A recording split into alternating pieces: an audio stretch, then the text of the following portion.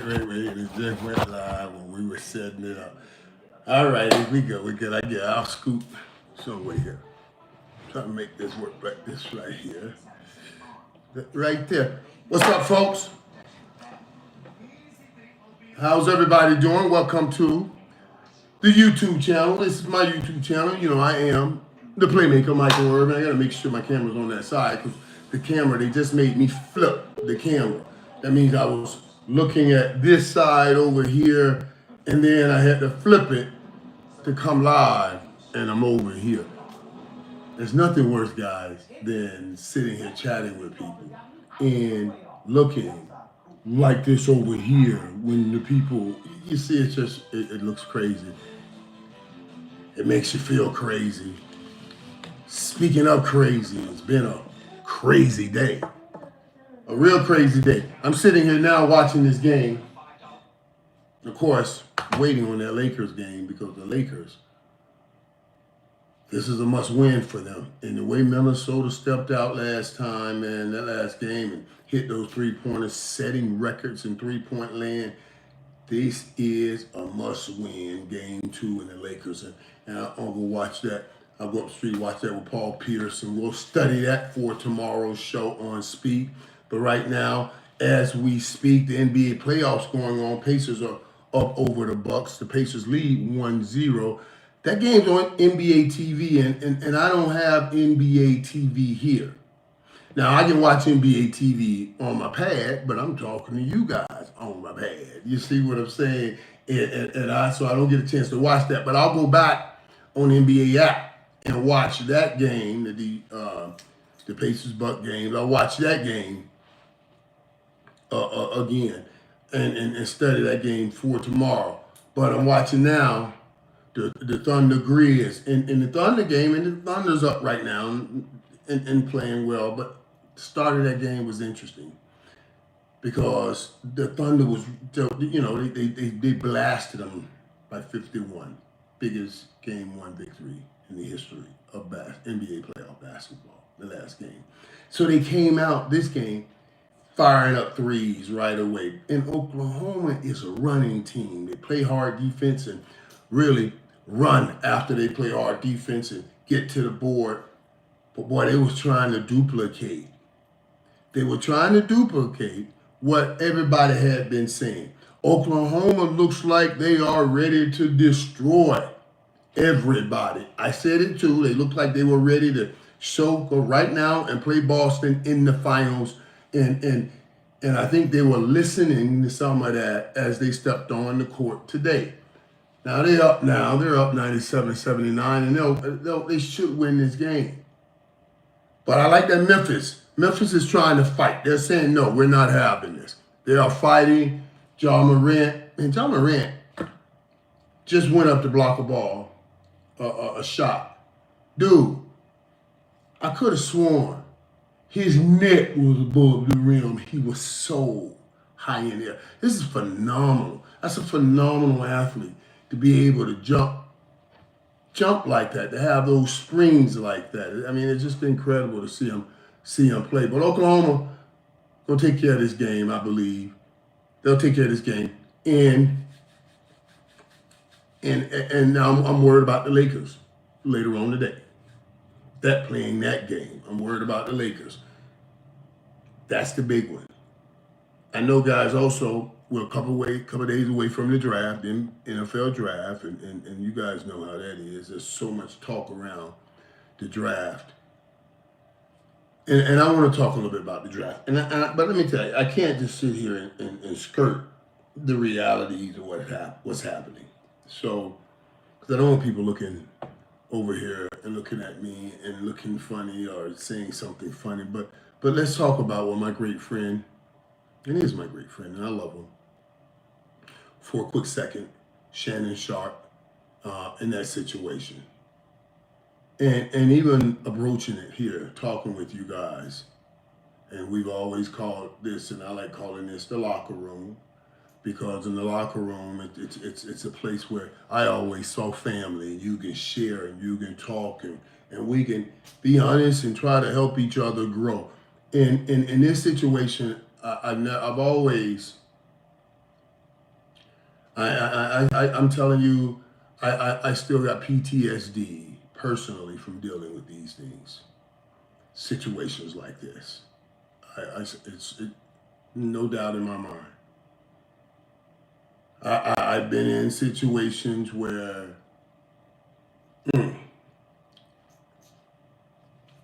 where like this right here, where you just go crazy thinking, what the hell? How can somebody do this? Or what did I do? I was just, you just replay everything in your head over and over and over and over. And you really know, but the situation is so bad, you play it over and over and over again in your head. And the reality is like how all of this comes out. Obviously you talk about $50 million. Somebody saying they're suing for $50 million. That means the police isn't going after him. This is a civil suit. It's a civil suit. Now, usually with athletes, doesn't matter. They've gotten it to a place where anything that comes out, any accusations for an athlete, you're just automatically considered guilty, and then people start saying, well, what were you doing this for? What are you doing this for? Why are you doing that? And this whole process is so skewed and messed up. And it's really sad to see. And I'm not talking about this case in particular. I'm talking about the way we go about all of these situations in particular. How people can come out and things are said and everybody just takes it for true. And you will destroy a person's life and have no issue with it. There are attorneys out here that use the law in certain ways. They have egos and they are men and they use the law in certain ways. I don't know Busby, and I don't want to know him, and I don't want to get on his radar either. But this is what they do. This is what they do. And I'm gonna tell you something. You'll hear people talking about it. Oh, 1950 million. When this thing goes on, what happens is these are all buzz and hot words, so press can pick it up. Shannon Sharp, 19-year-old girl. Oh, Shannon, 19-year-old girl. That's not illegal. It's not illegal. But 19-year-old girl, that's buzzwords just for the press to pick up. $50 million. Those are buzzwords. So the press can pick it up. So everybody's tuning in, and then social media gets hot with all of their comments about it. So it's a hard situation. And I try to stay neutral, pray for both sides, because I've seen some pretty tricky stuff in my dealings in these situations. And I've shared some of the things with you guys right here. I swear to you, as I sit right here, I'll never forget it. And it was an awakening for me. I'm telling you, it was truly an awakening for me to learn about this system. Because when I went back to me going to the hotel room and getting caught in the hotel room with the girls and the drugs and everything, and Jerry Jones set up a private meeting, and I've shared this story he set up a private meeting with me and the district attorney. Oh, you got it. Good. And the district attorney. So our private meeting, so we can meet and just talk this thing out before I go to court. And I met with him, I sat with him, and Jerry said, "Man, Michael, let's just be honest and see where it goes, tell the truth." And I said, "Okay." I went in. I Mr. Gillette, how you doing? We met each other. I sat down. I sat there. I told him. I said, "Man, I'm going to be truthful with you." I told him everything. I told him there were times that I'd been to this hotel and I did bring drugs and we hung out. But this time, which was the case, I was landing on an airplane and I was coming straight to the hotel with a friend of mine, a friend guy. And the girls, they already had everything. And I was telling him this, trying to connect with him and let him know, hey, this is the truth. This is about the truth. Here's the truth. And I swear to you, he said something to me, and I've shared it, and I'll never forget it. And I swear I'll never forget it. And I swear I'll never forget it. And he said it. I said, Mr. Gillette, I'm telling you the absolute truth. I got off a plane after an autograph session. We got in the car. The girls called me, and we came over. But it was already here. What you found in the purse, it was already here. He looked at me, and he first gave me his opinion of me. And this was my first time meeting him, and I swear to you, he said it. And this was my intro into this justice system. He said, well, we're friends. First, the night that this thing went down, remember, I didn't get arrested. The police came on the scene. They did the right thing. They found the stuff in her purse, and it was in her name, the room in her name. So they took her and let me go home. 5-6 months later, when we hired this new district attorney, Mike Gillette, he reopens the case. Okay, that's fine. He reopens the case. That's fine.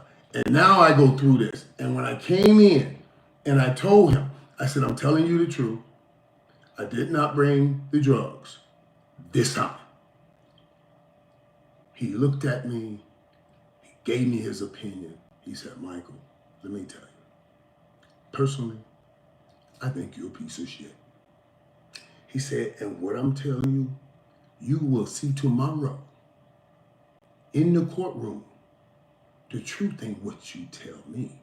The truth is what I will make it. It's what I make them believe. I was like, this is whoa, that was bam to me. To hear that out of the district attorney's mouth. First time meeting me, I don't know, but he had made up his mind. And I said, oh, so it doesn't matter about the truth. It just matters what you want people to believe. And so you do it strategically, placing things out, putting things out, saying things. And Busby and these guys, they do it strategically, putting things out. They keep it going. They'll ask for $50 million, but they hope to land on $1 million. That's just how they do it. They know $50 million will get on everybody's radar. And most of the time, sometimes you tell the girls, sometimes your name will never be mentioned. Nobody will ever have to know. And that's why they go in as Jane Does. But nowadays with social media, I don't know how much that'll really hold. The Jane Does, people already pick up names and everything. I just feel bad for my guy, Shannon Sharp. I feel bad for the alleged victim or whatever relationship they had prior to. Did we lose?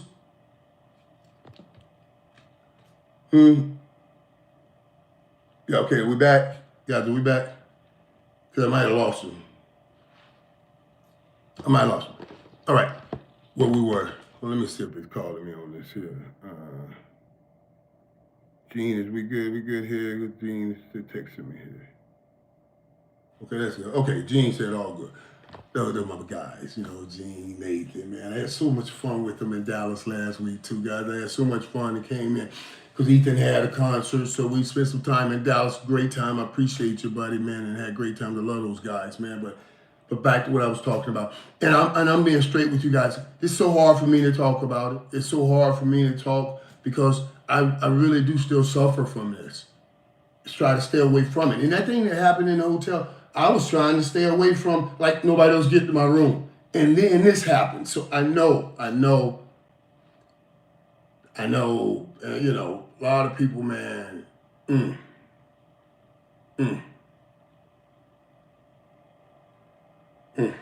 bet, man. I guarantee you he's pulling his hair out too. Shannon. He's done such a great job. in reinventing himself in this profession. He's done a great job. On all of the stuff he does online and on TV, and yeah. I hope we just can wait it out. Since it's out here now, everybody's going to be throwing back stuff back and forth and everything to try to make everyone look so bad and everything. So, I hope we all could just wait it out. That means let's truly honor the code in which we live by here in America, or which what we speak of all the time here in America, where we say innocent until proven guilty. And let's see how these alleged situations play out. But honestly, you would think most of the time, guys, I'm going to be honest with you, most of the time, you don't even want to deal with this stuff. Think about it. Like with Sean, with Puff. Sean Combs, Puff, whatever you call, P. Diddy, whatever you guys call him, when she came to try to get the money from him, she asked for $30 million, and the stuff he paid her the 30, and it still went down. So all of it is just bad situations. I pray for everybody in those situations, but I really pray that we all have enough peace and understanding to say, let's see what happens, and not make all of the quick assessments. I'm glad, honestly, and I'll say this, I'm glad that ESPN and people did not pull them off the air like they did with me all the time. So I'm just happy that they didn't do that. And this is the one thing I've said, and this is why I mean, like, just having an opportunity, just chat with you guys, regardless. This they can't pull you off of, and when things go down, now at least, that's what I love about social media, you get an opportunity to share your thoughts and to get them out. Remember, it wasn't like that before, because there may be a few stations that want to skew the story one way because they get ratings that way. Nobody really get ratings and say, oh, he was innocent, nobody did anything. We want to make it as bad, we want to sensationalize it so you can tune in and watch it. That's the other side of it. So, yeah, it's never good. It's always bad. That's what I'm talking about. But I want to, like I said, I don't want to live in this, guys. I don't want to live in it. I want to get back to why I love this and an opportunity to talk to you guys about sports and not all that kind of stuff, So that's all I'm saying. I'm let's talk this. Let me tell you this though. And that's why I'm here in LA, and I can't wait because we got the draft in 2 days too. Now I'm gonna watch this game here tonight, but the draft in 2 days, that's gonna be special because I need something here to make a huge difference. I'm looking forward. We talked today on the show about the Giants and the Browns, guys, right? Again. Talked about these guys possibly moving out of 2 and 3 to move that back since they're not going to take a quarterback. And I was like, this is so amazing to me. What did he say? We need you back on. It is what it is. Appreciate it, man. ASAP. I miss those guys too, man. I like being on with those guys, man. Cam and Mace. It was good dudes. So, yeah, I look forward to going back on with those guys too. I really do. But they were talking about today, Shedeur Sanders again. It's amazing. Shedeur is like the hottest name in the draft.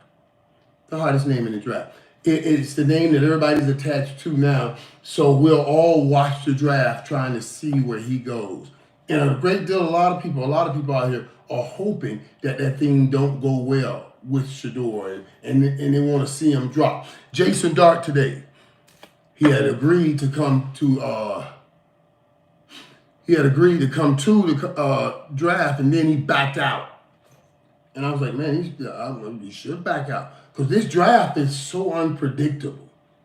And if you're going to be in the first round pick, you don't know where you're going to go, and you're going to sit in that room as a quarterback? Oh my God, no way. No way. That's why no way. No way.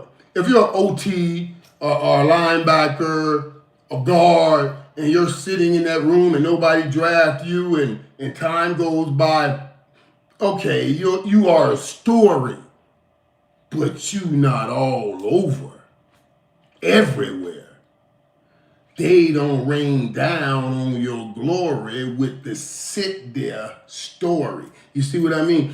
The draft is supposed to be a dream. It's the day your dream comes true. You don't want that draft day dream to turn into a draft day nightmare by sitting there. And if, oh my God, is it time to take Jason Dart? Is he on the board? No, he's still there. And he's showing back and forth like they did with Aaron Rodgers. You don't want to see that. You don't want to see that, no way. And so I'm saying I understood when the kid backed out. I understood when the kid backed out. I'm glad that Shador and Dion and all those guys were going to be in Colorado in the first place instead of Green Bay. Speaking of, I don't know why anybody want to go to Green Bay. I mean, draft is a big thing, but Green Bay is another thing. What are we saying over here, man? Guyton was a bust. He said Guyton was a bust. So you think Shador saying he shouldn't go to? Yes, I think Shador should go to New York. I think New York and Cleveland are. I don't know. Yes, I do. I talked about it today on TV. They're smart dummies. These are smart dummies. These are the smart people that outsmart themselves. So I do a smart dummy call on it. Because, listen, you saw $40 million. You said $40 million for Daniel Jones. You saw that. And now you're going to say you saw 40 for Daniel, but you don't see what Shador Sanders can come and make a difference for your football team, then that's why you're in that problem. That's why y'all in that problem. Right there. Because the people that can see that, but can't see that, smart dummy. That's what I call it. You do not have your future quarterback in the room. You don't have him in the room. I don't care. And I don't care when people be telling me all this. They need many holes. They got many holes. They can move back and get more play and feel more hope. I don't care. You can fill every hole you can fill.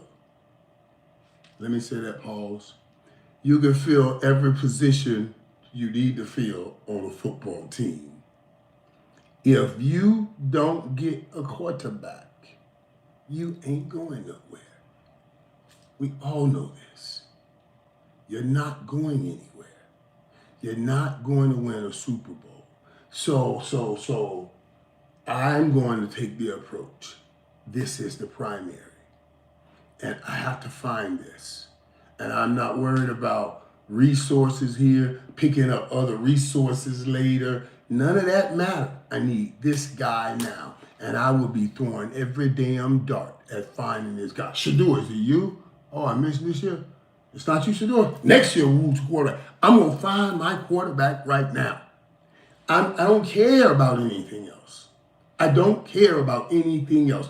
And you got the Russell Wilsons. You think Russell Wilson? Stop, people. Stop. I love Russ. I'm happy for him. But we got to stop that.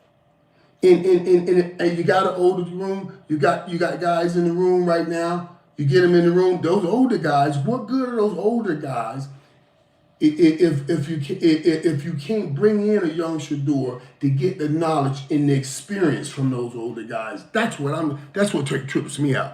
Yeah. We're gonna talk about McMillan. Tech McMillan, man. I'm gonna tell you something. I like him. We'll talk about him for Dallas because that's the right thing. I'm gonna tell you why. That was somebody talking about Tech McMillan. You gotta get that quarterback, and you have to right now make every move to get it. You started it. Cleveland started it. You guys get on them all you want, but Cleveland tried when they tried to sneak in and get it early on the Deshaun Watson thing. That contract, think about it right now. I said it then.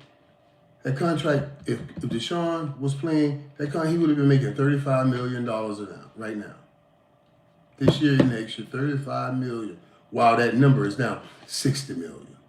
You see what I'm saying? At the time he signed, everybody, ooh, I was like, in another year, that'll be a dead contract. So at the time, they thought they were getting a bargain. He just didn't perform on the field.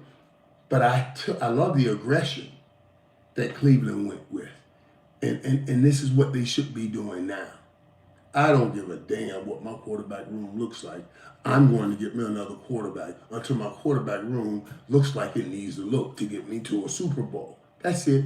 Point blank end period. That's the game I will play. So I don't understand them at all. I ain't gonna lie to you, I don't understand them. That's confusing to me. But then I say to myself, maybe it's not so confusing. The smart dummies, they'll always be right there. They'll be right back here next year too. Right back here next year talking about a quarterback situation again. You know, and the argument we had on TV today, Key was saying, Michael, why would Coach DeBoer bring him in? Because he's going to get fired anyway. I said, well, that's not necessarily so. The best place and the best way to try to help him keep his job is if he drafts a Shador, or if they get Shador. And, okay, Russell plays and he's not playing well, and you know that New York crowd won't let him know. And then Shador comes in the game, and you are coaching him great. And whether you're winning games or not, we see great movement, great improvement with Shador while he's on the field. And we say, oh my God, this is going to be stuff. This is going to be something. That's how you get to keep your job, because everybody's going to say, we don't want to disrupt the continuity that they got going with the young quarterback in the head coach. That's how you keep your job. But everybody works from a defensive mode. I don't want to lose my job. You do your job great, you won't lose it. And your job is, to find a quarterback for right now, but also think about the future and find one for that future. That's why you should be going to get your quarterback this year. Let's talk about the Cowboys, because everybody hitting me on the Cowboys. I'm going to tell you something. I've seen, Emeka Ibuka and Michael, what about Emeka Ibuka? What about Matthew Golden? And I like all of those guys, because I don't think Ashton Genty will be there. I really ultimately wanted Genty at 12. I saw him as the Emmitt Smith that came in to us. And I saw him, Emmitt came in and completed the triplets. He can come in and complete the triplets. I'm so crazy. Yeah, I guess. I am crazy. Because I just thought about this. I'm talking about completing the triplets, but also that receiver group. We got the 88. So if I can't get the Emmitt Smith and Ashton Genty, then I'm going to take the Alvin Harper, Tech McMillan, T9, T-Mac. They call him T-Mac, T-Mac. That's who I'm going to be. And let me tell you why. When you talk about Emeka Ibuka and all of these guys, or Matthew Golden, these guys are about CeeDee Lamb's size. And even Ibuka, last year, he got most of his yards from the slot. That's CeeDee Lamb's. We're going to be handing him those duties. And they're about similar size. But T-Mac, he's 6'4", 220 pounds. That I like. That diversity. That size. That, somebody's in that face, he can just put the ball in the air and he will go make that play. Now, there have been questions out here about T-Mac. People said, because they saw a little video of him talking about he doesn't watch film, that he really doesn't love football. They try to extrapolate and make something out of it. I know how social media is, a lot of times people saying things, and you may say things at one place and you really meant something else, and now when they put it here, it makes it look like something else. All of that is real.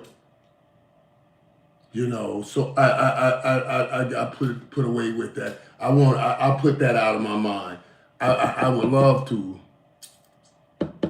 have that kind of receiver opposite of CeeDee Lamb, and then put them on the same side sometime. Let me get a little technical too on some of the things that I've heard about Tick McMillan, T-Mac, that don't worry me. When you see people talking about, well, he's a big receiver, and they talk about his sudden movement, suddenness, how quick or fast he is, how quick he is coming out of break, how quick can he come out of break. I was great at coming out of breaks. But a lot of big guys aren't always great at breaking down, stopping, and coming back. And they talked about sometimes he gets a little lazy in his routes. And I don't, those things that can be corrected. Because it's just about, and even with them sometimes, when I look at receivers, I see some, like if they got a long stride, and it looks like they're not running, but you try to eat them strides with them.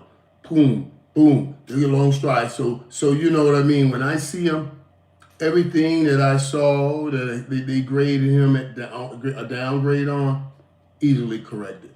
At 6'4", 220, they said he has issues coming off the jam, handling jam coverage. Trying to move left to right to get around jams. I said, give me 1 day with him. He won't have that problem no more. Because he's not going to move left to right.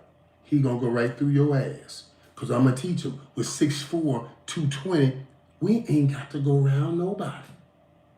And I'll show him how to get off the ball and how to stop anybody from wanting to come up on him and play him tight coverage like that. I've mastered in that. So y'all send him to Dallas if you want to. You call that his issue, and I will fix him, I promise you. And we could be back on track with a new dude named T-Mac.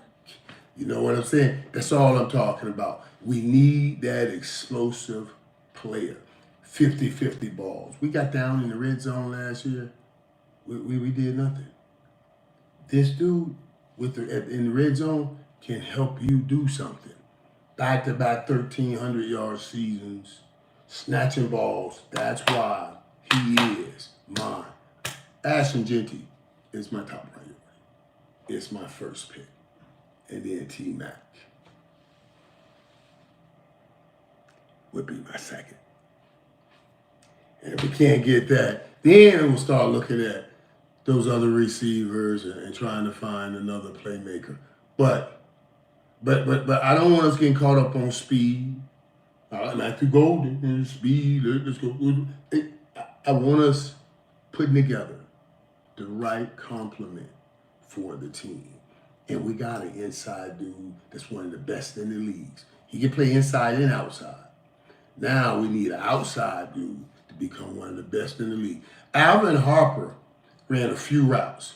He ran that action 8, that's the deep post.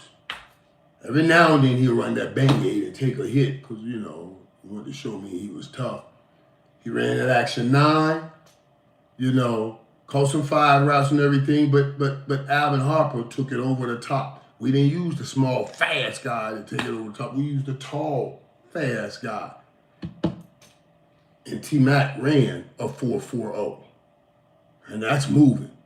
So when I hear people talking about, he doesn't look like he runs all the time. You just don't. You're not.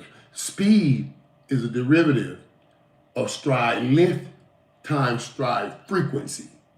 So you'll see lacking frequency, but you're not counting the stride length.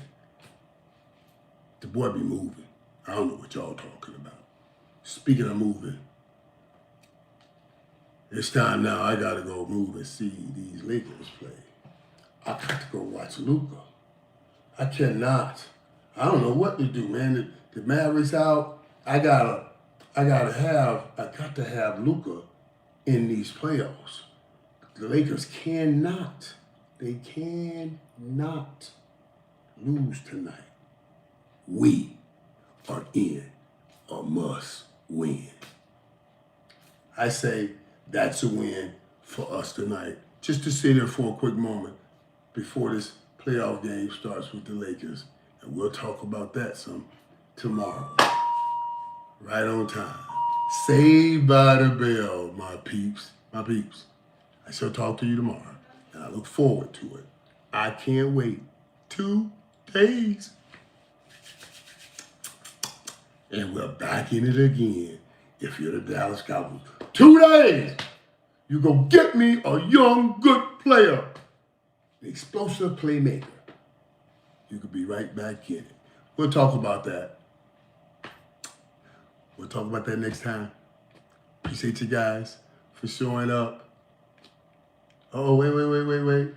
Oh, that game, Milwaukee, Indiana. Oh, Indiana took the lead. Okay, tight game. Game going down the wire right now. Game going down the wire. Let me go watch this. All right, guys. I'll see you next week. God bless.